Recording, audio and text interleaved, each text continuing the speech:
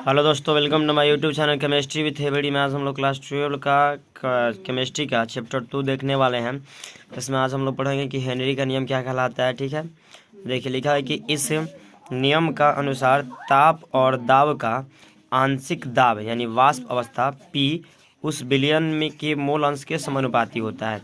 यानी हेनरी द्वारा ये बताया गया था कि जो ये नियम होता है, आप जो इसमें ताप होता है वो गैसों के आंशिक दाब के समानुपाती होता है। जैसे यहाँ पे P यानी दाब जो होता है ये गैसों के मोल अंश के समानुपाती होता है। ठीक है, इसको हम लोग फिगर से समझते हैं। जैसे बताया गया है कि Xg होता है गैस के मोल अंश होता है, P जो होता है दाब होता है, और देखिए P समानुपाती होता है Xg का। तो ये जो समानुपाती का चिन्ह हटता है तो यहाँ पे एक स्थिरांक लगता है जिसे हम हेनरी स्थिरांक के नाम से जानते हैं, और ये KH होता है स्थिरांक।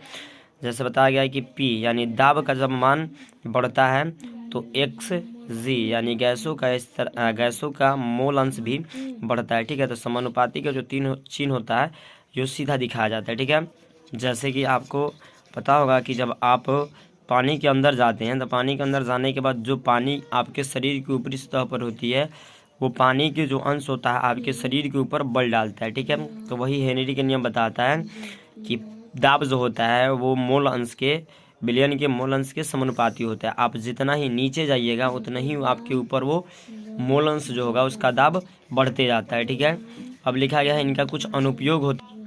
देखिए हेनरी का नियम के कुछ अनुपयोग होता है। जैसे लिखा है शीतल पेय पदार्थ अथवा सोडा वाटर में CO2 की विलयनता बढ़ाने के लिए बोतल को उच्च दाब पर बंद किया जाता है। यानी CO2 को अधिक उसमें घुलाने के लिए हम उच्च ताप पर बोतल को बंद करते हैं। ठीक है, दूसरा बताया गया है कि गहरे समुद्र में जब गोताखोर जाते हैं तो वहाँ पे जाने के बाद जो उनका सिलेंडर होता है उन सिलेंडरों में N2 और O2 की जो विलयनता होता है वो रक्त में बढ़ जाता है, जिसके चलते जब वो बाहर निकलते हैं तो उनके रक्त से बुलबुले निकलने लगते हैं, और ये जो होता है घटना, इस घटना से उनकी मृत्यु भी हो सकती है। इस घटना को हम बेंड के नाम से जानते हैं। ठीक है, तो ये बहुत ही खतरनाक घटना होता है। ये कारण होता है कि इसमें जो भी गैस होता है इनके सिलेंडरों में ये गोताखोरों के शरीर में अधिक विलय हो जाने के चलते उत्पन्न होता है। तो बेंड की